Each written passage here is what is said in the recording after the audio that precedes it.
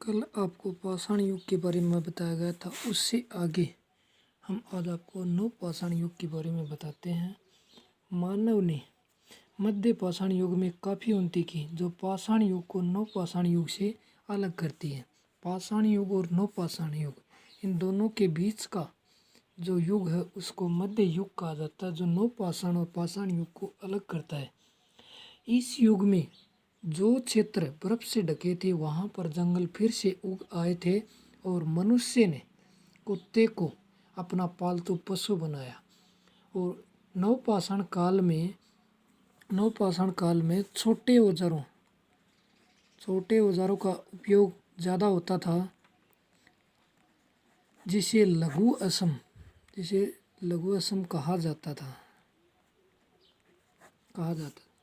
मनुष्य ने कुत्ते को पालतू बनाने के पीछे उसके लिए एक स्लेज नाम की गाड़ी, बिना पहिए की स्लेज नाम की गाड़ी का आविष्कार किया और कुत्ते के पीछे वो जोड़ी गई।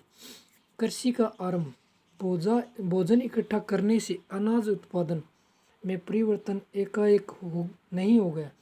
ये परिवर्तन धीरे धीरे, देखो पहले तो मनुष्य फल और शिकार एकत्रित करता था पाषाण युग में, लेकिन मध्य पाषाण युग जो नव पाषाण और पाषाण युग के बीच का काल है, उस काल से जब मनुष्य ने नव पाषाण युग में प्रवेश किया तो उसने धीरे धीरे अपने चारों ओर पेड़ पौधों को स्वाभाविक रूप से उगते हुए देखा और भोजन के लिए अन्न प्राप्त करने का विश्वसनीय ढंग निकाल लिया। सबसे पहले कृषि कार्य थाईलैंड, ईरान के मरुस्थलों की सीमाओं पर ऐसी घाटियों में प्रारंभ हुआ जहां पानी की कमी नहीं थी, जिन्हें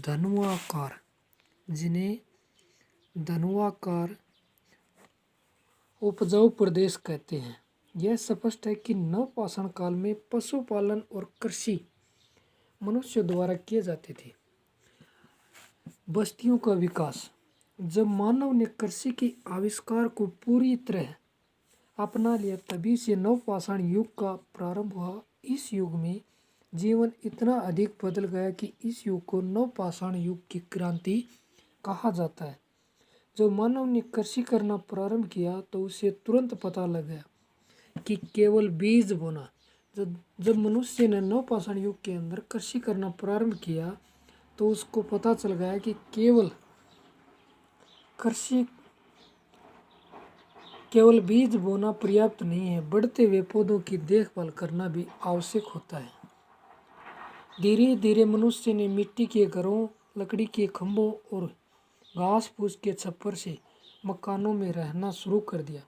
बस्तियां नवपाषाण काल में आम तौर पर खेतों के नज़दीक होती थी।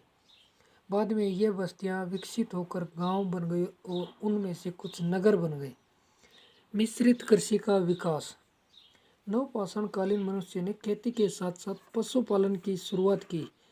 देखो, कृषि कार्य के साथ साथ उसके साथ अन्य कृषि पर आधारित व्यवसाय भी करना उसे मिश्रित कृषि कहा जाता है। पशुओं का मुख्य उपयोग दूध और मांस प्राप्त करने के लिए किया जाता था। वे अभी माल ढोने या हल जोतने के काम में नहीं लाए जाते थे। कृषि के विकास के कारण अलग अलग परिवर्तन हुए। जो भोजन तुरंत इस्तेमाल नहीं किया जाता था उसको सुरक्षित रखना आवश्यक हो गया। फसल काटने के तुरंत बाद सारा अनाज खर्च नहीं हो सकता, उसे अगली फसल तक चलाना था और बोने के लिए कुछ बीज इस युग में मनुष्य बचाकर भी रखने लगा। चिकने पत्थर के औजार, नवपाषाण काल के औजारों की अपेक्षाकृत अधिक उपयोगिता और कुशल बनावटी उन्हें पुरापाषाण कालीन औजारों से अलग बनाती है। नवपाषाण काल का एक महत्वपूर्ण औजार पत्थर की एक चिकनी कुल्हाड़ी था। उसके एक सिर को गढ़ा जाता था और चिकना बनाया जाता था, जिससे काटने वाला किनारा तेज हो जाता था। उसकी सहायता से मनुष्य लकड़ी काटने और मनचाहा रूप देने में समर्थ हुआ, जिसके फलस्वरूप बढ़ईगिरी का विकास हुआ। नवपाषाण काल में मानव सुई और कांटेदार बर्छी, गुलेल जैसे औजार हड्डी तथा सींगों से बनाने लगा।